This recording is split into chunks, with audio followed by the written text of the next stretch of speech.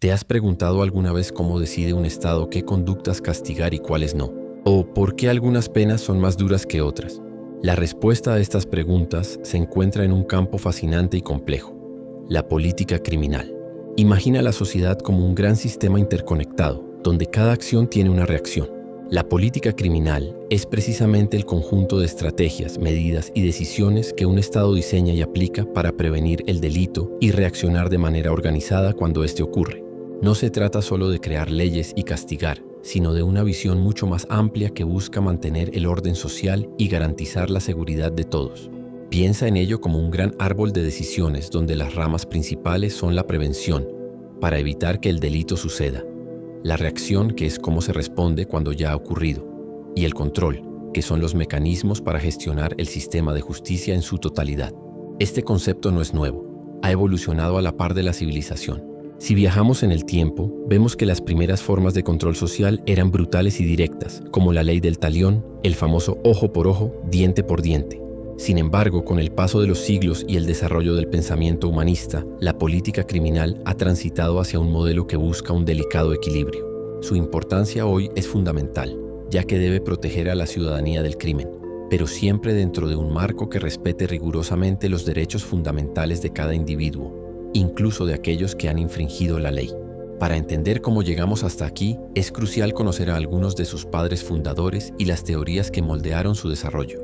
A finales del siglo XIX, la escuela positivista italiana, con figuras como Cesare Lombroso y Enrico Ferri, revolucionó el pensamiento criminológico. Utilizando un método empírico, casi científico, buscaron las causas del delito en factores biológicos y sociales, sugiriendo que la respuesta del Estado debía enfocarse más en el delincuente que en el delito en sí. Saltando al siglo XX, el jurista alemán Klaus Roxin propuso una visión más integradora y moderna. Roxin dibujó un esquema claro de interdependencia. La política criminal establece los fines y objetivos.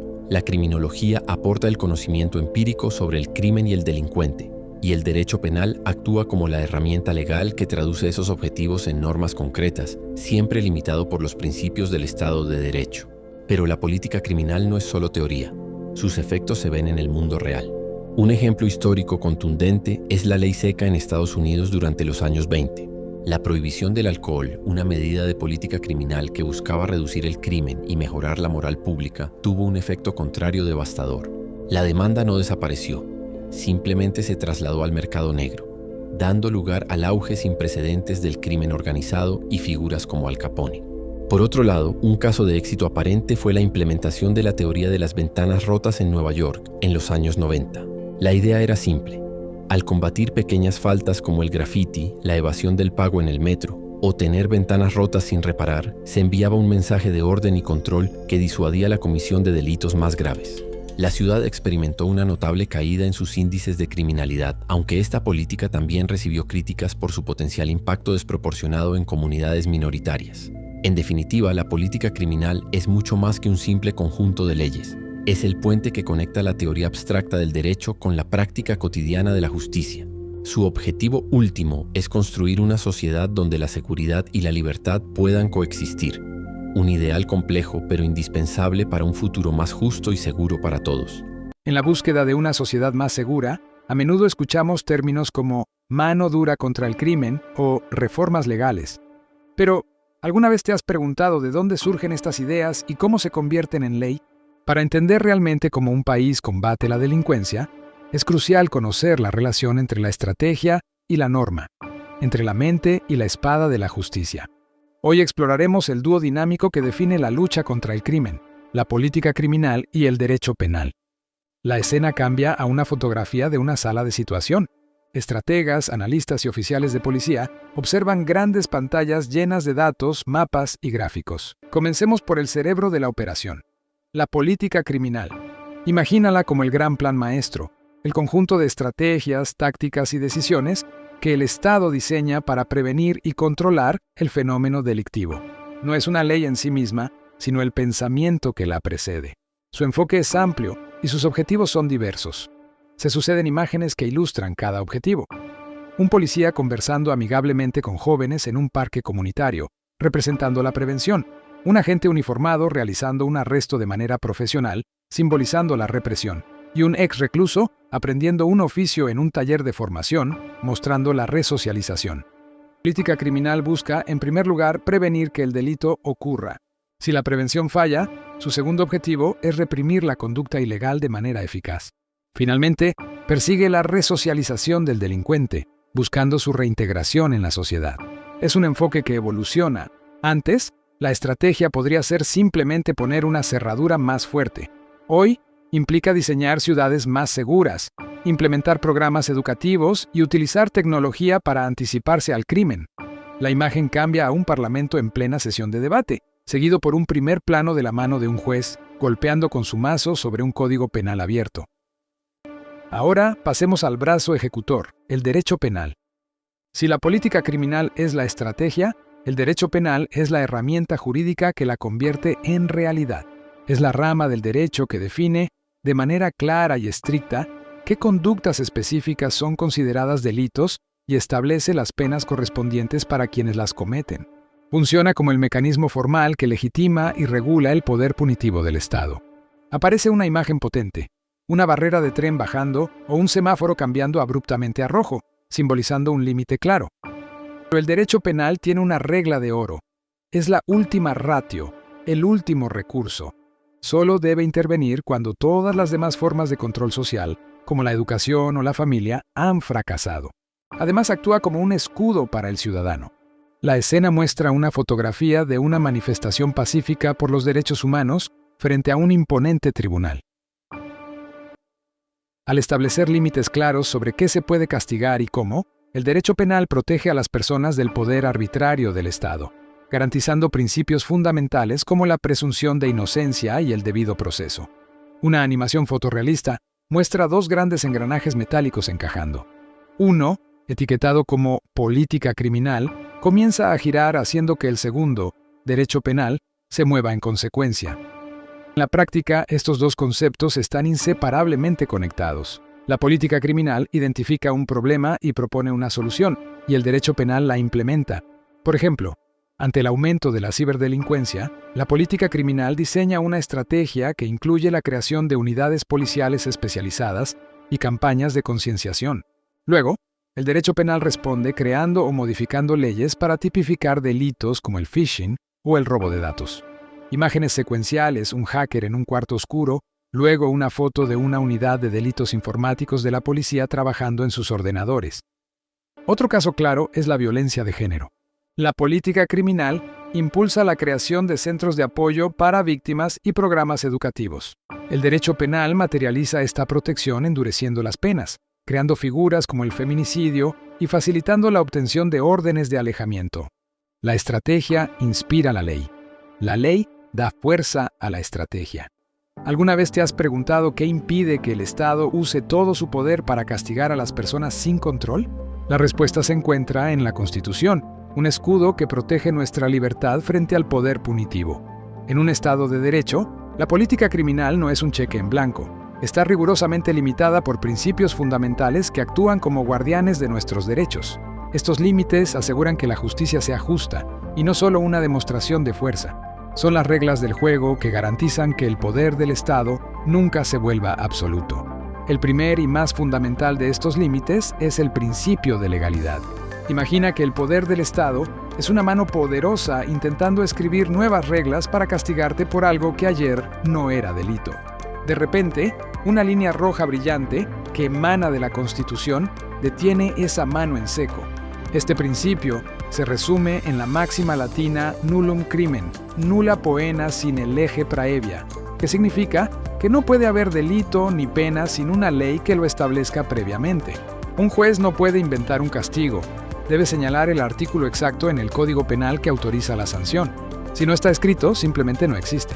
Este pilar asegura que nadie pueda ser sorprendido por la ley, brindando certeza y seguridad jurídica a todos los ciudadanos. Luego encontramos el principio de mínima intervención, también conocido como última ratio. Visualiza un largo pasillo con varias puertas. Las primeras son grandes y accesibles, se llaman diálogo, educación, salud pública, políticas sociales. Son las primeras opciones que una sociedad civilizada debe usar para resolver sus conflictos. Solo al final del pasillo, casi oculta, Hay una puerta mucho más pequeña y pesada, forjada en acero con un letrero que dice Derecho Penal. Una mano duda antes de girar el pomo, consciente de que abrirla es el último recurso. El derecho penal es la herramienta más severa del Estado y su uso debe ser excepcional, reservado únicamente para las conductas más graves que atentan contra la sociedad, cuando todas las demás vías han fracasado. El principio de proporcionalidad actúa como el fiel de la balanza de la justicia. Piensa en una balanza clásica. En un platillo se coloca un delito menor, como el hurto de un objeto de poco valor. En el otro, alguien intenta colocar una pesa gigantesca con la etiqueta años de prisión. El resultado es desastroso. La balanza se rompe violentamente bajo el peso excesivo, simbolizando una injusticia flagrante. La escena debe corregirse. Para ese hurto menor, se coloca una pesa pequeña y adecuada, como multa o trabajo comunitario. Ahora, la balanza se equilibra a la perfección. Este principio exige que exista una correlación lógica entre la gravedad del delito cometido y la severidad de la sanción impuesta. Castigar una falta leve con una pena desmesurada es, en sí mismo, una forma de tiranía. En el corazón de todo el sistema se encuentra el principio de dignidad humana. Incluso cuando una persona es privada de su libertad, no se convierte en un objeto. Visualiza la silueta de un detenido. Aunque esté rodeado por la sombra de la reclusión, de su interior emana un brillo cálido e inextinguible. Esa es su dignidad. La escena cambia. Una celda oscura, húmeda y tétrica se transforma en un espacio limpio, con luz natural, acceso a libros y condiciones humanas. Este principio prohíbe los tratos crueles, inhumanos o degradantes y garantiza que, sin importar el crimen cometido, la persona sigue siendo titular de derechos básicos. La pena busca castigar el delito, no aniquilar al individuo. Finalmente, está el baluarte de la libertad individual, el principio de presunción de inocencia. Imagina a un ciudadano sentado en el banquillo de los acusados.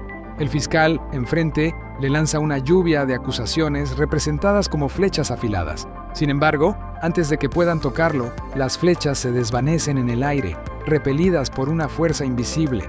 Sobre la cabeza del acusado, un texto grande y claro se materializa: inocente hasta que se demuestre lo contrario.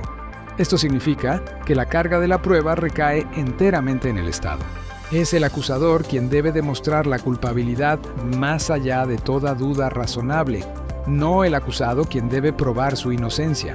Estos 5 principios, legalidad, mínima intervención, proporcionalidad, dignidad humana y presunción de inocencia, no son meras teorías.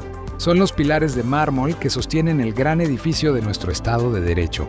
Nos recuerdan constantemente una verdad esencial: el poder del Estado no es absoluto. La Constitución lo limita para proteger lo más valioso que tenemos, nuestra libertad.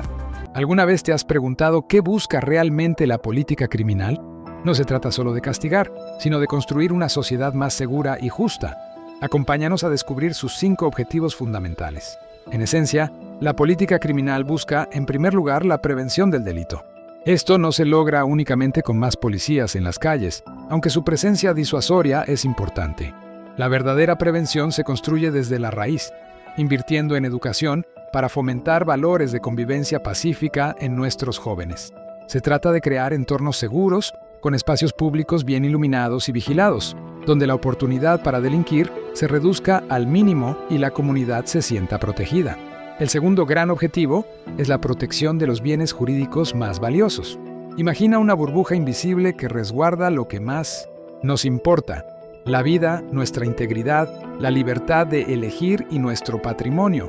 La política criminal actúa como ese escudo, creando leyes y mecanismos para que estos derechos fundamentales no sean vulnerados. Su fin es garantizar que cada persona pueda desarrollar su vida sin temor a que sus bienes más preciados sean atacados. Sin embargo, el poder no puede ser ilimitado. Por eso, el tercer objetivo es el control del poder punitivo del Estado. Es crucial asegurar que la fuerza del sistema penal se use de manera justa y proporcional. Esto se representa con la balanza de la justicia, donde el poder del Estado para castigar debe estar siempre equilibrado por el respeto a los derechos y garantías de cada ciudadano. Los jueces tienen la enorme responsabilidad de aplicar la ley con rigor y humanidad, asegurando que nadie sea castigado injustamente.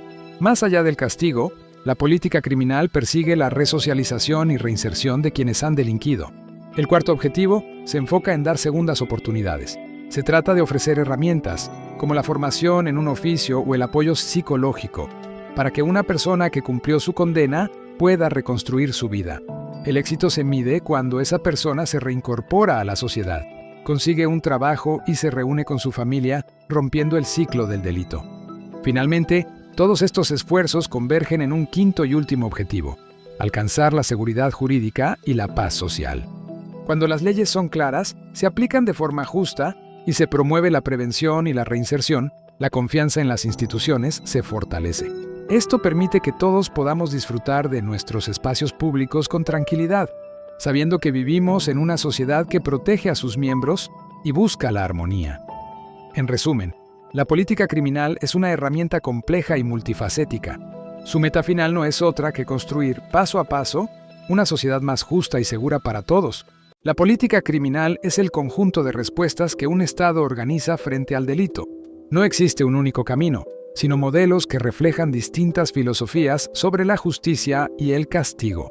Hoy exploraremos 3 de estos grandes paradigmas: el punitivo, el garantista y el preventivo. El modelo punitivo, conocido como mano dura, parte de que el castigo severo es la herramienta más eficaz. Su lógica es la disuasión y la retribución. Se manifiesta en políticas de tolerancia cero, el aumento constante de las penas y una fuerte presencia policial. Su ventaja aparente es ofrecer una respuesta contundente que calma la alarma social. Sin embargo, sus riesgos son profundos. Genera hacinamiento carcelario, estigmatiza a comunidades enteras y, al no abordar las causas del delito, a menudo fracasa en reducir la reincidencia a largo plazo, creando un costoso ciclo de encarcelamiento. En el extremo opuesto, encontramos el modelo garantista. Su principal preocupación es proteger al ciudadano del poder punitivo del Estado. Se fundamenta en el respeto absoluto a los derechos humanos, la presunción de inocencia y el principio de que el derecho penal debe ser la última ratio, el último recurso. La ventaja es innegable: fortalece la democracia y previene condenas injustas. Sus críticos, sin embargo, argumentan que puede generar una percepción de impunidad y que sus complejos procedimientos pueden dificultar la sanción efectiva del delito, frustrando a las víctimas. Finalmente, el modelo preventivo e integral propone un cambio de paradigma. En lugar de esperar a que el delito ocurra, busca evitarlo. Este enfoque entiende el crimen como un fenómeno social complejo, cuyas raíces se encuentran en la desigualdad, la falta de oportunidades y la exclusión. Invierte en educación, salud, empleo y cohesión social. Su gran promesa es ser la solución más humana y sostenible, construyendo sociedades más seguras desde la base. El principal obstáculo es que sus resultados son visibles solo a largo plazo, exigiendo una voluntad política y una inversión sostenida que a menudo son difíciles de mantener. En conclusión, estos 3 modelos representan tensiones fundamentales en nuestra concepción de la justicia. El modelo punitivo reprime, el garantista protege y el preventivo construye. En la práctica, los sistemas modernos no son puros, son híbridos que intentan balancear estas visiones. El desafío permanente para una sociedad democrática es encontrar un equilibrio inteligente, que castigue cuando sea necesario, respete siempre los derechos y, sobre todo, invierta en las personas para crear un futuro donde el delito sea cada vez menos una opción. La política criminal define la respuesta del Estado ante el delito, a través de modelos que reflejan distintas filosofías sobre la justicia. Ya hemos visto el enfoque punitivo, el garantista y el preventivo.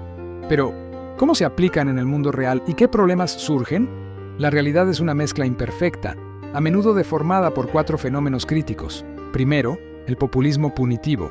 Con frecuencia, los líderes políticos explotan el miedo al delito para obtener ganancias electorales, proponiendo leyes más duras sin evidencia de su eficacia.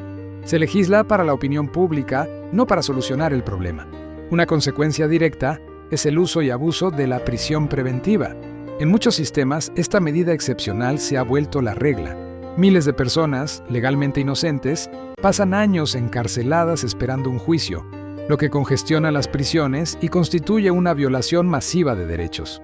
En tercer lugar, asistimos a una peligrosa criminalización de la pobreza.